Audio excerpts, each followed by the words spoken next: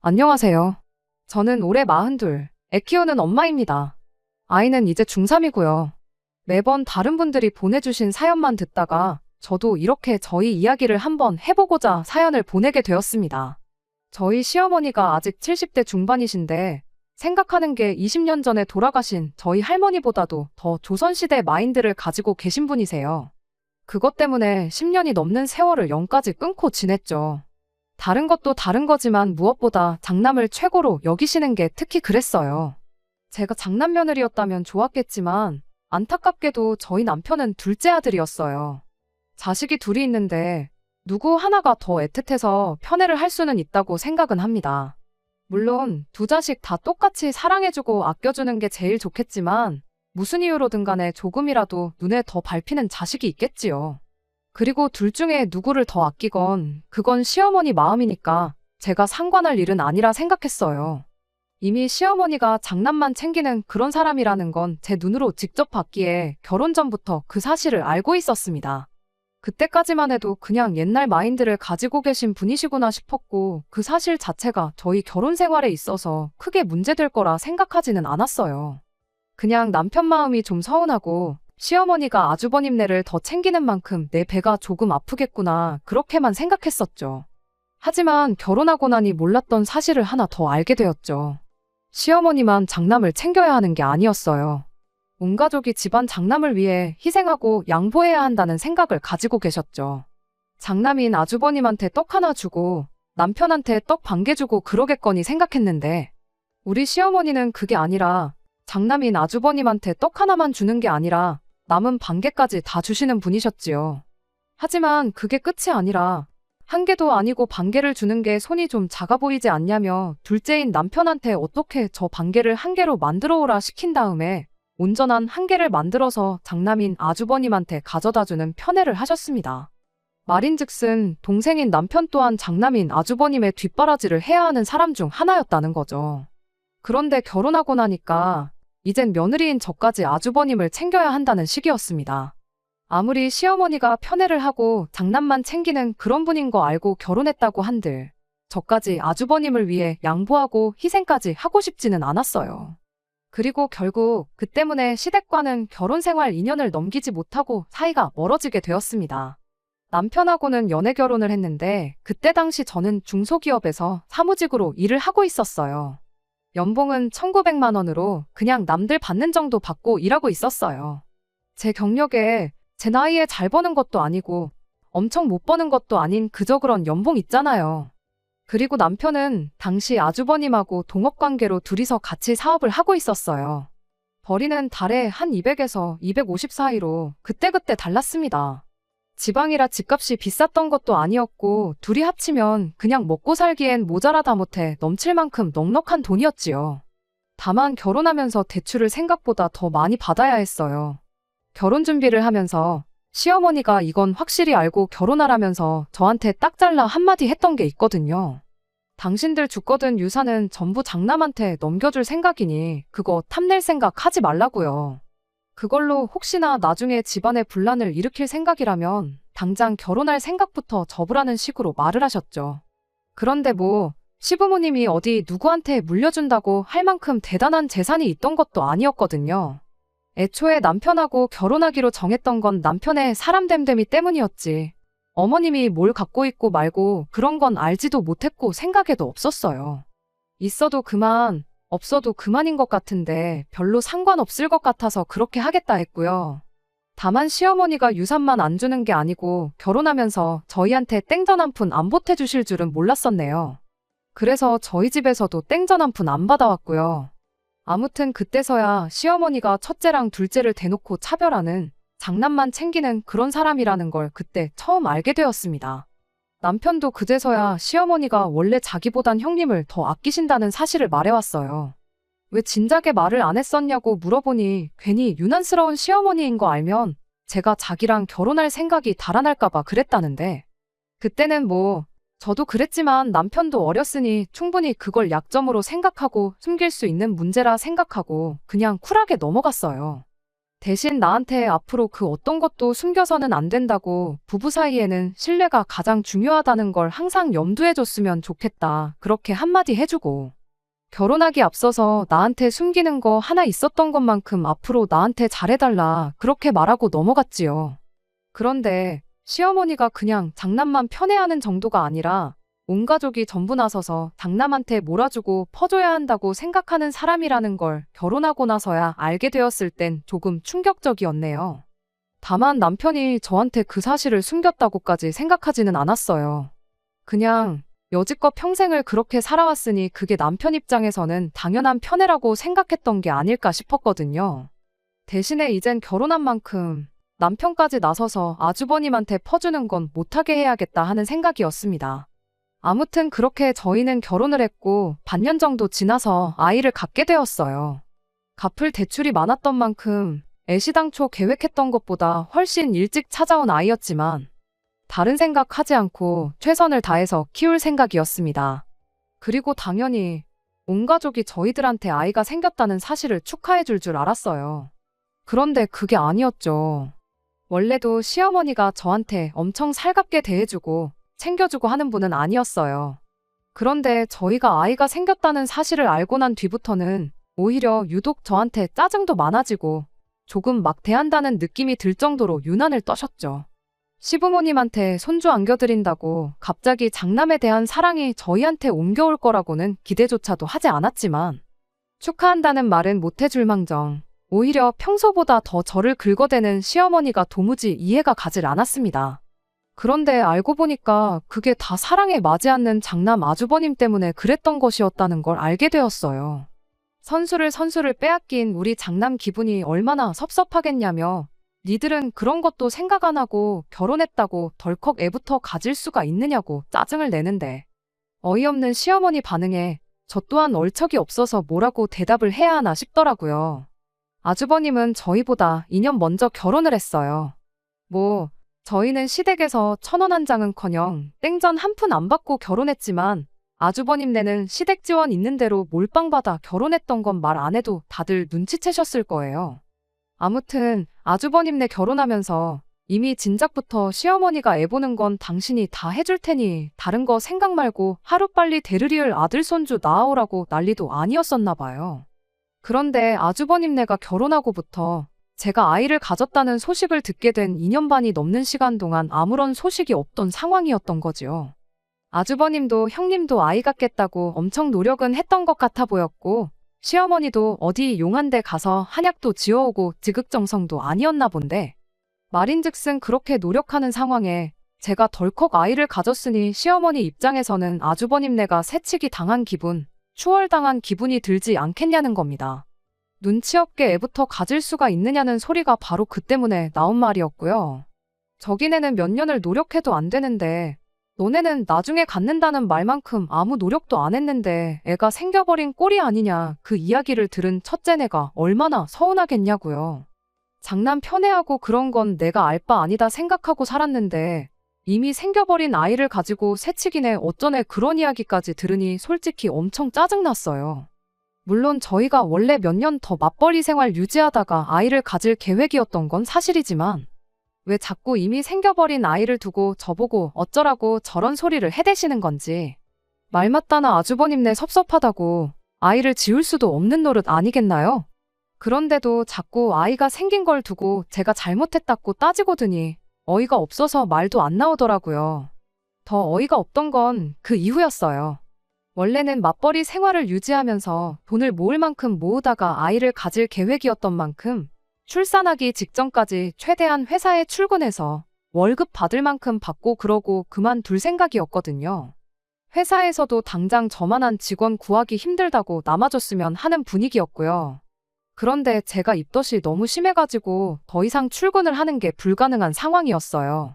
특히나 회사 사무실이 있던 건물 1층이 전부 음식점이라 시도 때도 가리지 않고 사무실로 올라오는 음식 냄새를 제가 도저히 견딜 수가 없었거든요.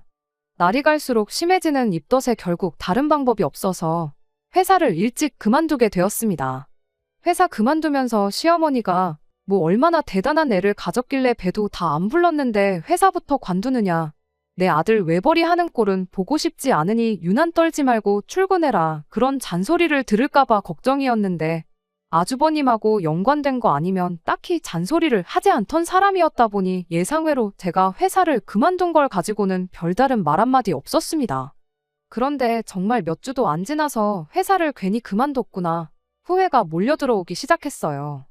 입덧이 너무 심해서 이거 집에서도 견딜 수나 있겠나 싶었는데 막상 회사를 그만두고 나오니 몇 주 안 지나서 언제 그랬냐는 듯 입덧이 사라졌거든요. 이럴 줄 알았으면 몇 주 고생하고 말 걸 그랬나 싶었어요.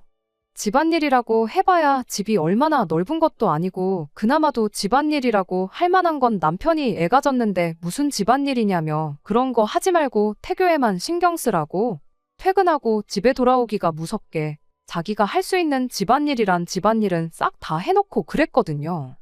남편한테 뭐 어디 인형 눈이라도 붙이고 있어야 되는 거 아니겠냐 했더니 그거 해봐야 얼마나 번다고 그러냐고. 그냥 맘 편히 갖고 뭐 할 생각 말고 그냥 뱃속의 아이만 생각하라고 끝까지 제가 아무것도 안 하길 바랬어요. 그러던 중 형님의 임신 소식을 듣게 되었습니다. 끝내 그 집에도 아이가 생기게 되었던 거예요. 당연한 이야기겠지만 제가 임신했을 때랑은 다르게 아주 집안에 경사가 났다고 난리가 아니었습니다.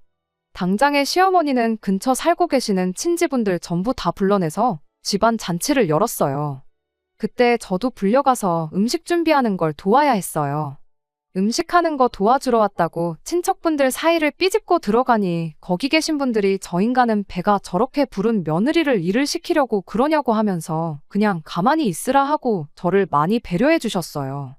물론 아무것도 안 한 건 아니고 이것저것 보조를 해주고 그랬죠. 귀한 장손을 낳아줄 형님은 손 하나 까딱 안 하고 가만히 있었고요. 남편하고 아주버님은 일 마치고 퇴근하고 나서야 시댁에 도착했는데 남편이 제가 일하고 있는 걸 보고는 너가 왜 일을 하고 있냐며 아주 노발대발 난리도 아니었습니다.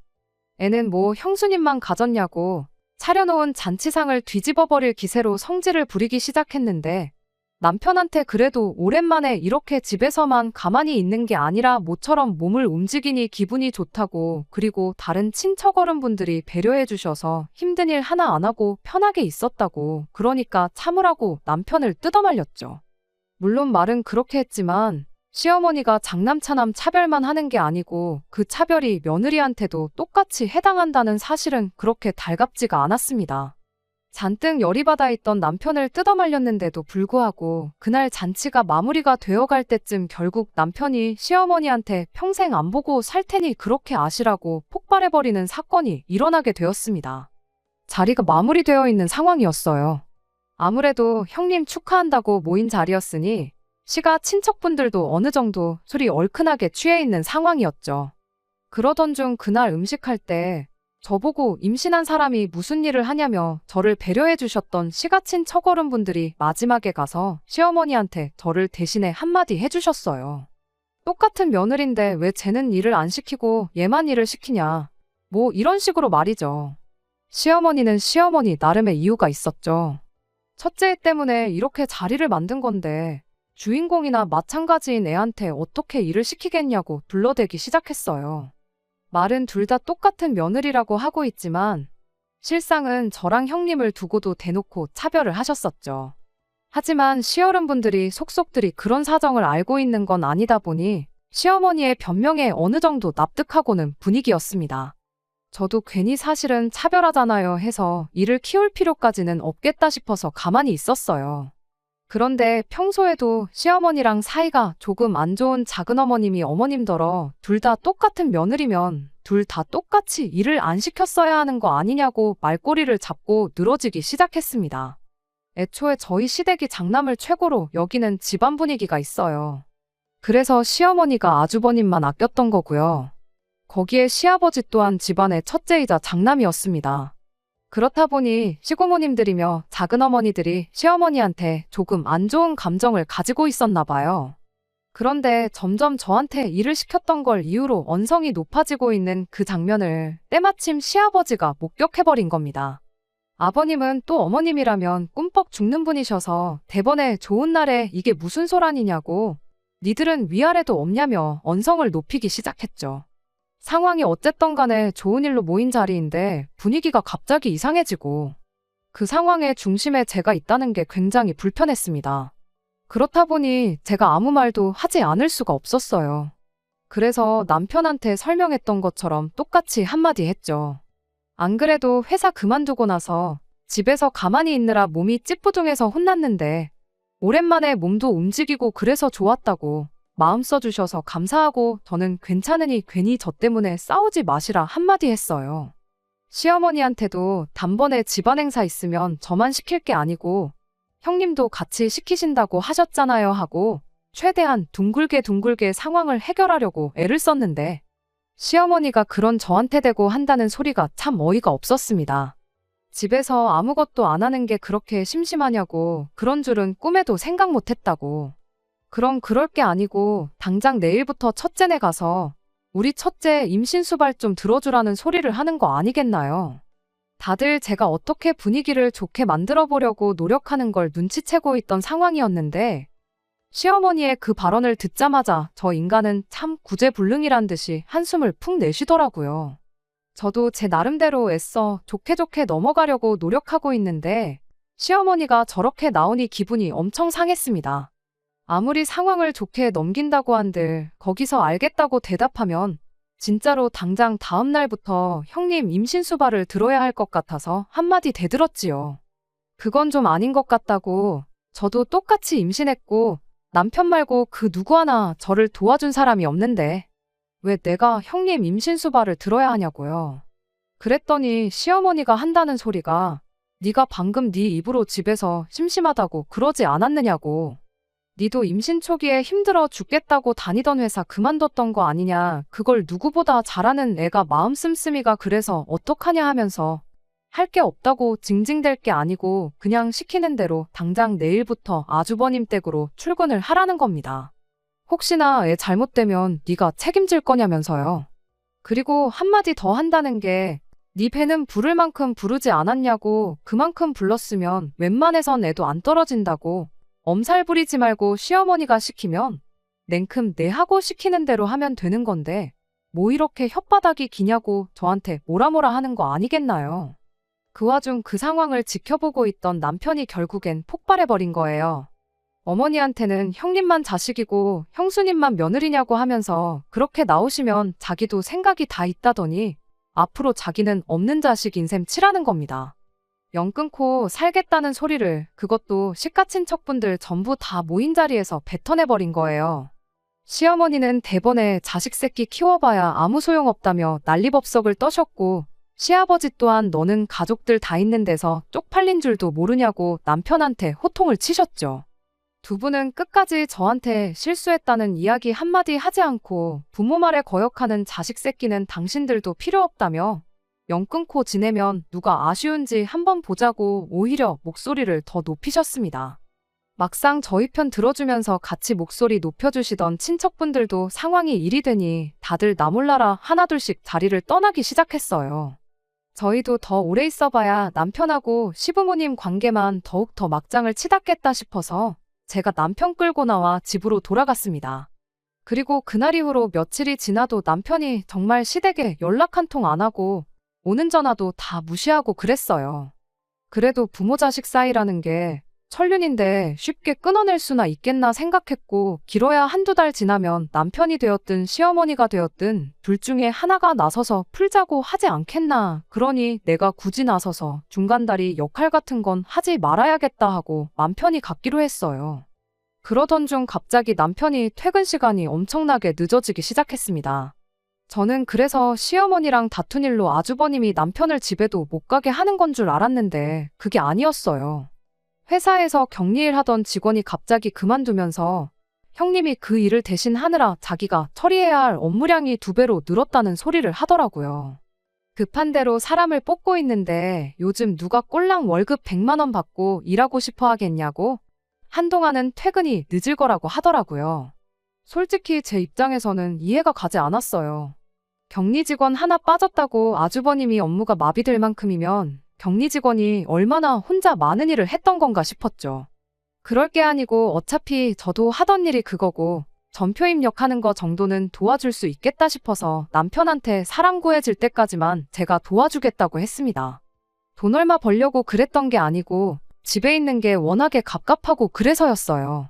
어차피 저도 출산일이 가까워지고 있던 시기였다 보니 무리할 생각 없었고 직원으로 취직해서 일할 생각은 더더욱이 없었습니다. 집에서 집안일하고 가만히 있는 것보다 당신이 일찍 퇴근해서 집안일도 도와주고 같이 있는 게 더 좋고 편해서 그런다고 했더니 그럼 그냥 간단하게 컴퓨터로 하는 일 정도만 도와주는 걸로 이야기하고 그렇게 다음날 남편하고 같이 출근을 했어요. 그런데 아주버님이 저를 보더니 아주 질색팔색을 하면서 자기 혼자 할 수 있으니 그냥 가라고 하더라고요.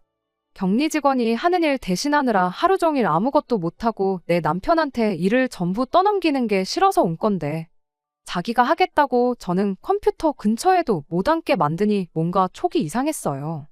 그래서 남편한테 내가 집에 가는 척하고 근처에 있을 테니 점심시간에 아주버님 자리 비우면 좀 불러달라고 했고요.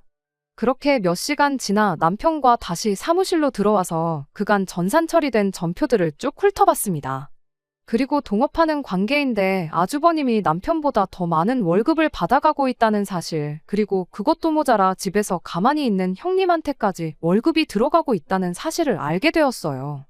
월급은 전달 매출에서 이것저것 다 빼고 남는 수익을 아주버님과 남편이 갈라가는 구조로 알고 있었는데 애초에 절반씩 나누는 게 아니었어요. 아주버님 앞으로는 2개의 통장으로 월급이 나눠져서 들어가고 있었습니다.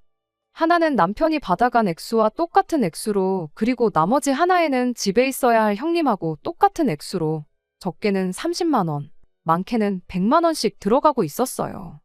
당연히 내 남편이 더 받아갔어야 할 월급을 뒤로 빼돌려서 형님 앞으로 따로 챙기고 있던 겁니다.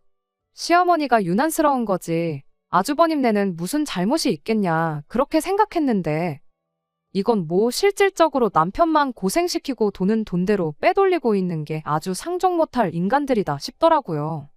횡령으로 고소를 하니마니 그런 것도 좋았겠지만 그보다는 이 집 식구들하고 얽혀봐야 우리 미래에 좋은 거 하나 없겠구나 하는 생각뿐이 들지 않았어요.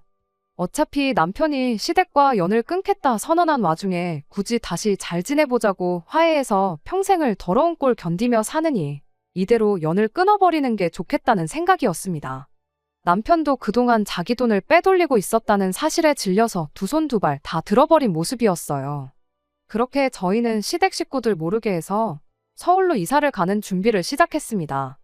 그리고 준비가 끝나자마자 시댁에 통보하듯 말하고 그 길로 새로운 삶을 시작했어요. 아주버님한테 네 없으면 일은 누가 하냐고 허둥지둥대며 연락이 왔는데 남편이 거기다 대고 보아하니 나 말고 월급 받아가는 사람이 한 명 더 있던데 그 사람한테 시키면 되는 거 아니냐 하고 전화를 끊어버리는데 속이 얼마나 후련하던지요. 연 끊고 지내던 시어머니한테까지 연락이 와서 네가 어떻게 그럴 수가 있느냐는 말에 남편이 어머니는 어떻게 저한테 그러실 수가 있으셨냐고, 어차피 나한테 땡전 한 푼 물려주실 생각 없으신데 굳이 내가 가족들 곁에 있을 이유가 뭐가 있겠느냐, 어머님은 형님만 가까이 있으면 되는 거 아니냐고. 내 아내한테 형수님 수발 들라고 시켰을 때부터 이렇게 되는 건 각오하셨어야 되는 거 아니냐고 한마디 하고 전화를 끊어버렸고요. 그랬더니 저한테 전화를 해서는 처음에는 남편 좀 말려봐라, 두 자식한테 앞으로 똑같이 잘해주겠다 이런 소리를 하더니 나중에 가선 며느리 하나 잘못 받아서 아들이 변했다고 저한테 원망을 쏟아내더라고요. 정말 그간 잘못했단 걸 깨달아서 그러신 건 아닌 것 같고 아무래도 아주버님이 남편 없으면 혼자 사업을 굴려나갈 자신이 없어서 어떻게든 붙잡아오라고 부탁을 했던 게 아닐까 싶어요. 하다가 안 되니 자식을 원망하기 전에 만만한 며느리한테 그 책임을 물으시는 거라 생각했죠. 오히려 계속 사과하고 살려달라고 비는 거 보고 마음이 약해지면 어떠나 싶어서 걱정했는데 알아서 그렇게 남은 정마저 떼주니 감사할 지경이었어요. 그렇게 저희는 서울에서 새로운 삶을 시작했습니다. 아이 태어나고 나서는 친정 부모님이 올라오셔서 저희 집에서 지내면서 아이를 대신 돌봐주셨어요. 그리고 저희는 남편의 경력을 살려서 창업을 하게 되었고 죽어라고 고생해서 결국 오늘날 여기까지 오게 되었습니다. 그렇게 올해 초에 대출이 절반에 가깝지만 저희도 학군 좋다고 소문난 동네에 이사를 오게 되었습니다. 이제 고등학교 들어가는 딸아이한테 더 좋은 교육의 기회를 주고자 정한 이사였고, 갚을 대출이 있는 만큼 초심을 잃지 않고 더 열심히 살지 않을까 싶어서 정한 결정이었어요. 그러던 중 그렇게 거의 15년 세월을 연락 한 통 없이 지내던 시어머니와 다시 연락이 닿게 되었습니다. 지난 세월을 살아오면서 시댁하고는 딱 한 번 왕래가 있었습니다. 저희가 서울 생활을 시작하고 3년이 지나서였는데 그때가 시아버지가 돌아가셨을 때였지요. 정정하던 분이셨는데 5년 만에 갑자기 그렇게 돌아가실 줄은 몰랐어요. 시댁을 떠나오면서 저희 연락처를 알려준 적이 없었고 시댁에서도 저희를 장례식에 부를 생각이 없었는데 어떻게 남편의 고향 친구들이 나서서 남편을 수소문해 아버님의 소식을 전해줬던 겁니다. 사실 그때는 남편이 많이 힘들어 보였어요. 암만 평생을 두고 아주버님과 차별을 했다고 한들 남편한테는 하나밖에 없는 아버지잖아요. 차별받는 순간에나마 남편한테는 분명히 아버님과의 좋은 추억이 있을 텐데. 그런데 그렇게 건강이 나빠지시고 돌아가시기 직전까지도 남편은 그런 상황을 하나도 모르고 지냈다는 게 자식으로서 정말 몹쓸 짓을 했다고 여기고 살았습니다. 시어머니도 아주버님네도 장례식에 찾아온 저희를 보고는 니들이 여기가 어디라고 찾아왔냐고 아주 난리도 아니었어요. 그날 친척분에게 그간의 일을 간략하게 들었는데 남편이 그렇게 떠나고 나서 아주버님 사업이 휘청이기 시작했다는 겁니다. 그도 그럴 게 격리 직원이 빠진 자리를 아주버님이 메꾸고 있는 상황이었는데 실질적으로 모든 일을 도맡아 하던 남편이 나가버렸으니 아주버님은 손이 10개라도 부족한 상황이었던 거예요. 급한 대로 직원을 3명을 뽑았는데 막상 3명이 하는 일이 남편 혼자 하는 것만 못했다는 거죠. 물론 그중 1명은 격리 직원이었겠지만 아무튼 인건비는 인건비대로 나가는데 일은 풀리지가 않지. 인건비로 빠지는 만큼 아주버님 벌이가 줄어들게 되었고 당연히 뒤로 빼돌리던 형님 돈도 더 이상 챙겨줄 수 없는 상황이 된 거지. 결국엔 인건비 좀 아껴보겠다고 직원들을 자르고 아버님이 일을 도와주게 되었는데 아버님이 연세가 몇인데 그 강도 높은 노동을 견디실 수 있었겠나요? 그렇게 건강 잃고 그러다가 사업은 사업대로 안 좋아지고 아버님은 아버님대로 병을 얻고 돌아가시게 된 거였어요. 남편 책임이 아예 없다고 할 수는 없는 노릇이었다 보니 그 이야기 듣고 한동안 남편이 엄청 마음고생을 했습니다. 말로는 저희 친정부모님을 부모님으로 생각하고 살겠다고 했지만 가장 가까이서 남편을 보는 제가 봐도 부모님과 사이가 틀어진 것에 대해 후회가 남아있는 느낌을 지울 수가 없었죠. 그렇게 또다시 시댁 식구들과는 연락 없이 지내면서 또 10년의 세월을 보내게 되었는데 그런데 올해 초에 시어머니한테서 갑작스러운 연락을 받게 되었던 거죠. 연락처는 진작에 알고 계셨어요. 아버님 그렇게 되셨을 때 적어도 이런 식으로 갑작스런 소식은 듣게 하지 말아야겠다 싶어서 제가 아주버님한테 제 연락처를 슬쩍 건네주고 왔었거든요. 그 후로 연락을 주거니 받거니 했던 적은 없었지만 그때까지는 그저 무소식이 희소식이라고 생각하고 살았는데 아주버님네가 아니라 시어머니한테서 직접 연락을 받게 될 줄은 생각도 못하고 있었어요. 심지어 시어머니가 다짜고짜 서울에 와 있다며 좀 보자는 말을 해오는데 더더욱이 놀랄 수밖에 없었습니다. 직원들한테 잠깐 나갔다 와야겠다 말하고 후다닥 남편하고 어머님이 계시다는 곳으로 향했어요. 무슨 일로 갑자기 그것도 서울까지 와서 연락을 다 하시나 싶었는데 시어머니가 꼴이 말이 아니시더라고요. 아버님 돌아가셨을 때만 해도 저희가 떠나올 때 그 모습 그대로셨는데 못 알아볼 만큼 살도 많이 빠지신 상태였어요. 시어머니는 저희를 보자마자 눈물을 쏟아내며 잘못했다고 사과를 해오셨습니다. 일단 어머님부터 진정시키고 그리고 나서 마땅한 곳이 없었기에 어머님을 집으로 모셨지요. 집에 도착해서 따뜻한 차 한 잔 내려드리니 그제서야 어머님이 그간 있던 일을 전부 말해왔어요.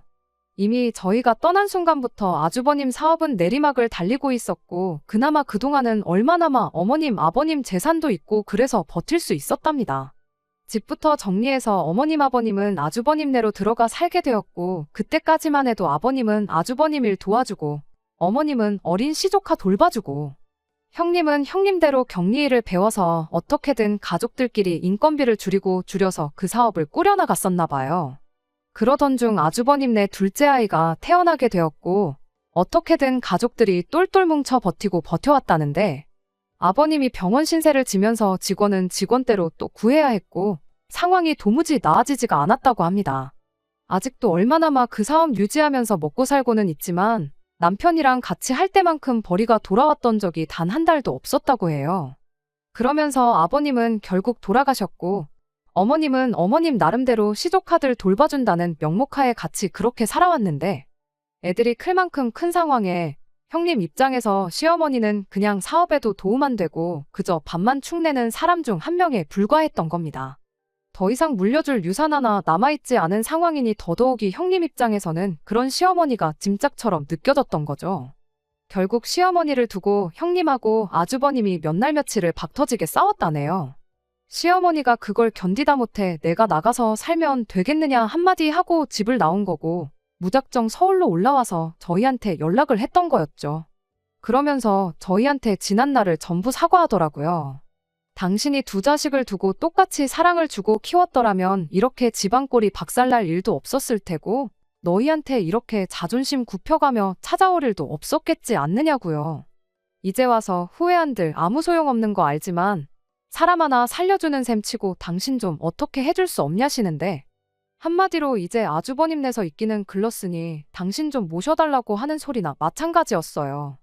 아이가 크는 동안 친정부모님이 저희 집에서 같이 지내셨는데 저희도 아이가 어느 정도 크고 나서는 친정부모님이 고향집으로 다시 내려가신 상황이었거든요. 방 하나가 그대로 비어있는 상황이었다 보니 솔직히 모신다면 못 모실 것도 없었어요. 세월이 지난 만큼 그때의 감정이 옅어진 건지 저 또한 그때 그렇게 미웠던 시어머니가 저렇게까지 나오니 마음이 약해지더라고요.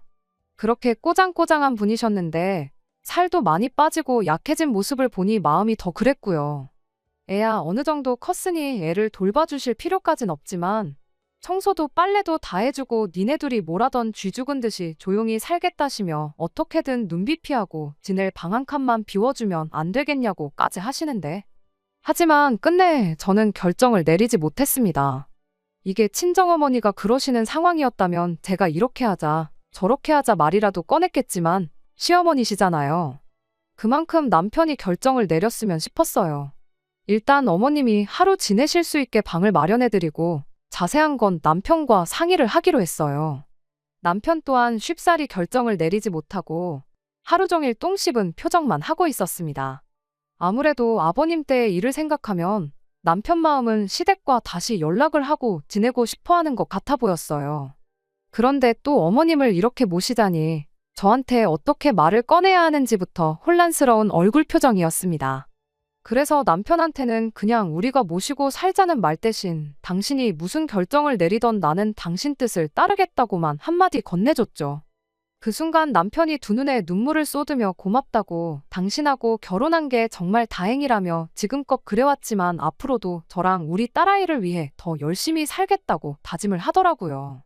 시어머니가 그걸 밖에서 듣고 계셨는지 방문을 열고 들어와서 저희랑 같이 대성통곡을 하면서 그동안 미안했다고 진짜 효자를 몰라보고 당신이 애먼 자식한테만 사랑을 줬다며 아주 그날 저녁은 눈물바다를 이루었어요. 그냥 우리 딸아이만 영문도 모른 채 그동안 없다 생각하고 지냈던 친할머니를 얻게 되었죠. 그런데 그렇게 극적으로 화해하고 저희 가족의 일원이 된 시어머니는 저희 집에서 단 일주일을 지내지 못하고 다시 아주버님한테로 보내지게 되었습니다. 약속한 대로 시어머니가 집안일, 청소 빨래 같은 걸 안 해서 쫓아낸 건 아니에요. 학교 마치고 집에 돌아온 우리 딸아이한테 할머니 먹게 라면 좀 하나 끓여와 보라고 했던 것도 매번 가스불만 쓰시다가 인덕션을 쓰시려니 어떻게 하는지 몰라서 부탁하신 거라 그렇게 생각하고 넘어가려고 했었죠. 시어머니가 일주일 정도 계시다가 다시 아주버님 댁으로 내려가게 되었어요. 당신 옷가지며 그나마 남아있는 폐물이며 그런 거 가지고 오셔야겠다고 하면서요. 조심히 다녀오시라고 KTX도 끊어드리고 다시 올라오실 때 짐이 많으실 수도 있으니 그때 맞춰서 역에서부터 짐을 같이 가져다줄 승합차랑 기사님도 한 분 수배해 놓았죠. 그렇게 아침에 시어머니를 역에 모셔다 드렸고 그 길로 출근한 뒤 집에 돌아와 어머님 오시는 걸 기다리고 있었어요. 그리고 저녁 8시쯤 해서 어머님이 도착을 하셨는데 초인종 소리에 현관문을 열어드렸더니 시어머니 혼자만 온 게 아니고 양옆에 처음 보는 애들 둘을 데리고 왔더라고요. 순간 이게 무슨 상황인가 싶었어요. 시어머니가 대번에 애들 등을 떠밀면서 작은엄마랑 작은아빠한테 인사를 하라고 하더니 당당히 집 안으로 애들을 데리고 들어오시는 겁니다. 남편이 대번에 어머님 붙들고 방으로 모셔가서는 이게 무슨 상황이냐고 물었어요. 아주버님네하고 돌아선 건 돌아선 거지만 저 애들은 당신이 아기 때부터 키운 당신 자식들이나 다름없다는 말도 안 되는 소리를 하시며 듣자 하니 여기 동네가 애들 공부하기 좋은 동네라고 들었다고, 이런 데서 공부해야 애들끼리 인맥도 생기고 학구열도 높아서 공부는 공부대로 열심히 한다고 하는데 얘들도 여기서 같이 좀 지내면 안 되겠냐는 겁니다. 대학 갈 때까지만 지내면 되는 거니까 첫째는 4년만 지내면 되고 둘째는 6년만 지내면 되는 거니 어려운 부탁 아니지 않냐면서요.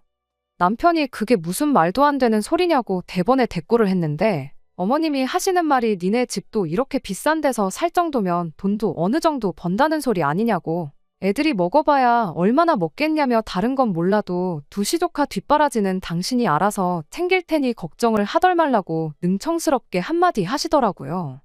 그래도 장손인데 이 할머니가 마지막으로 얘들한테 해줄 수 있는 게 교육의 기회를 주는 거 아니겠냐고.